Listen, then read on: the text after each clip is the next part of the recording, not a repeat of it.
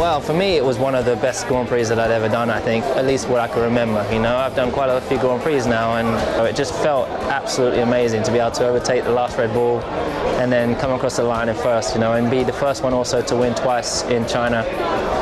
So it was very, very emotional because I hadn't won for a long time, and so it was great. China, you know, the race in Shanghai for me was good, but it had the possibility of being a great race. Lewis did a great job of winning the race, but for me, you know, I also had the opportunity, I think, to really challenge for the victory. But it wasn't perfect. You know, I made a mistake myself in the pit stop, and it just wasn't really a fluid race.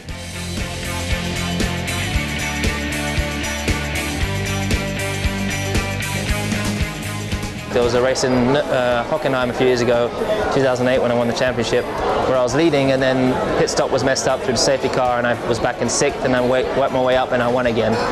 So those are the kind of races where you feel that it's better than ever. And of course this race being with the new tyres and the new curve system and all these new rules that have come in, I think is definitely I definitely think it's in the top 5, top 3 of my best races.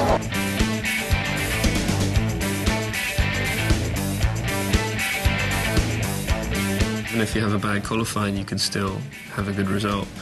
He started the race with brand new sets of tyres. You know, every set of tyres he put on was brand new, which really does help you.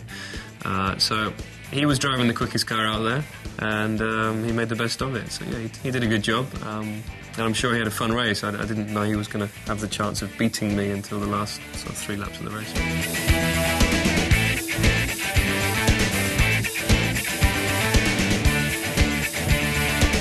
First and foremost, he's a great driver and he's world champion. He's got an unbelievable car at the moment, which we're trying to catch up with. But I think it was just nice to get the team back up there. You know, the team exists and we exist to win, and we haven't won for a while. Whilst I still believe, you know, while we are the best team, we're not actually producing as many wins as we'd like. So it was just great to get back there.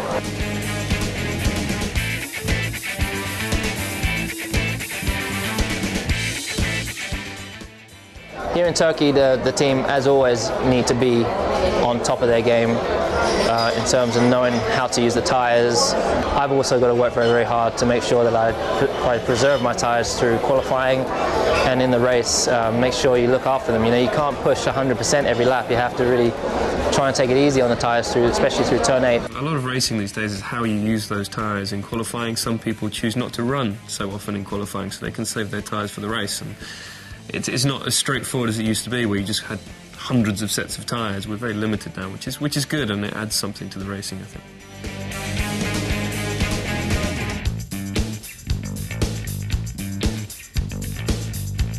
Turn 8's a corner that everybody talks about when they mention Turkey, and it is a long, long corner. There's 4 apexes. It's very bumpy, and I think it's going to be very tough for the tyres there, you know, the degradation. So you're going to be interesting to see what people do in qualifying in the race, whether they're going to just be flat out through there or if they're going to be backing off. Turn 12 is at the end of the back straight, where we'll probably have DRS active, and it's a place where there's good overtaking anyway. I had a good little tussle with Lewis there last year.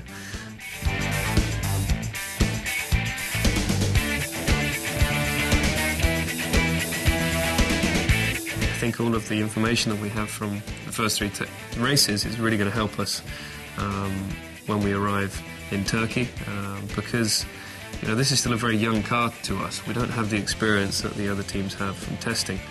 They did sort of 7,000 kilometres and we did half of that. So we're still learning about this car, and that's why it's very exciting.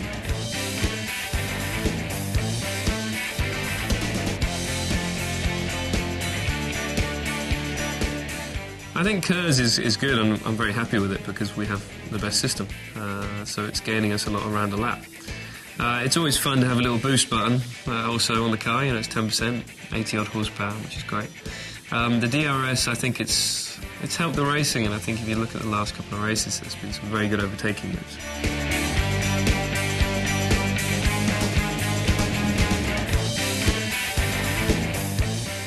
Such a great experience trying to outdrive the guy in front, who generally has more downforce because he has no one in front of him. And so when you're behind, you lose downforce, and it's trying to reduce the amount of downforce you're losing, and also try to make them outbrake themselves or make a mistake and find the wave pass. And to be able to do that time and time again perfectly, that's the key. I love perfection, so I really enjoy that.